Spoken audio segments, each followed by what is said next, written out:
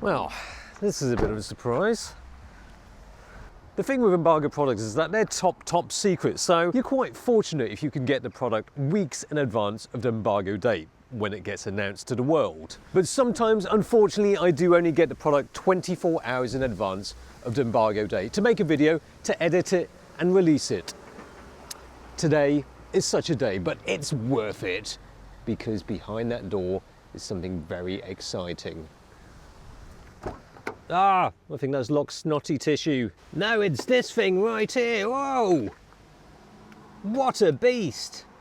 What is it? Let's find out. These days there aren't a lot of new products that truly excite me.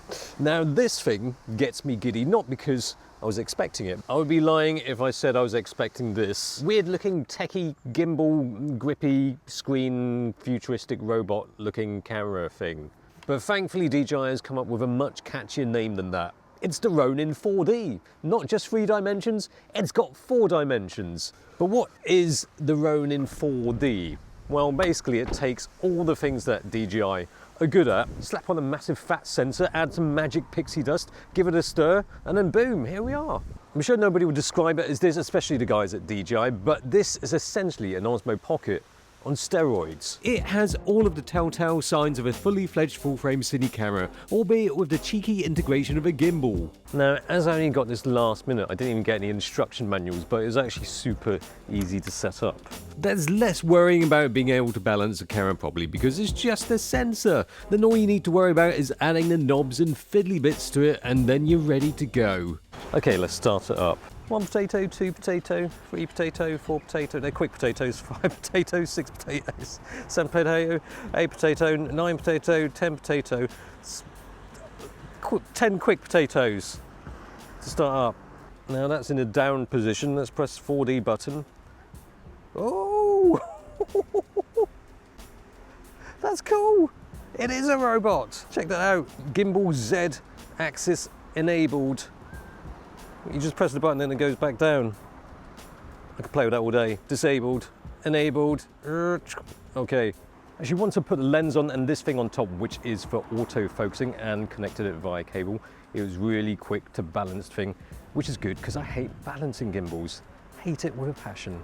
But yeah, you're probably still wondering, what is the 4D about? Well, usually gimbals have 3 axes. This covers 4. The 4th one is the Z axis, which we see here. So when you're stepping up and down, that Z-axis stabilization works to smooth out your footsteps. It's pretty cool stuff, especially when you think that you can get a cine camera that has the ability to get dolly-like shots straight out of the box, thanks to this wild and wacky design.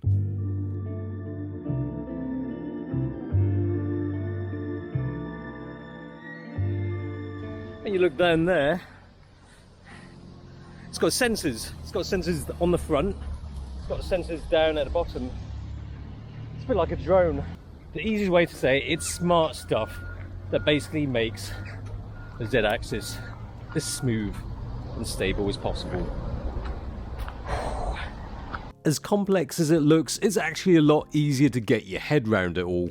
Now, if you've used the cine camera before and then you come to this, you realise how few buttons there are. I mean, when you look at the left side of the body, right there, usually that left side is littered with a load of buttons and dials and knobs and twilly bits and things like that. There's not a lot of buttons that you need to learn the functionality of. It's almost too minimal with the buttons. You're sort of expecting there to be more. There is a neat add-on SSD though, which is useful considering the file sizes. On the flip side, there's a mic and headphone jack, 2 XLR only via an expansion port, just 1 HDMI port and no SDI. But you've got an SDI out on the really cool external wireless monitor, which has ultra low latency.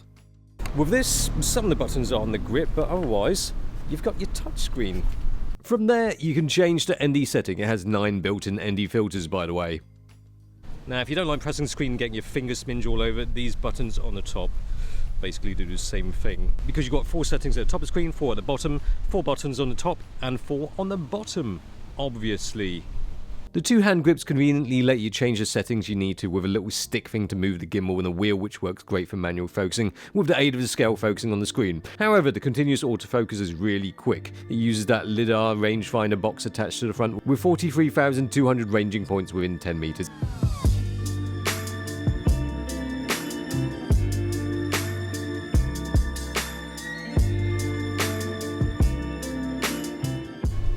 side one accesses the menu. So there we are, you can see it's a full frame sensor. What else we've got? ProRes HQ, it shoots ProRes RAW as well. The test unit I have takes 6K 60 FPS. There's an 8K version that takes 8K 60 FPS. 4K 120, both have dual native ISO and over 14 stops of dynamic range. But you know, sometimes it's hard to quantify the quality of footage you get from camera just by looking at, say, the dynamic range number. But with these files, I exposed them to the right, really quite right, and pulled back the slider, and it's quite amazing what you can get from these ProRes RAW files. The colours, I've not done any correction, is straight out of camera, and they look really gorgeous. There's obviously been a lot of DJI's clever tech put into this. I can't think of another cine camera like this where you can get it out of the box, set it up, and start taking luscious looking video with slick movement so easily. Still, as quick and easy as it's been, I can definitely say that I'd like to spend a little bit more time to properly test this thing out.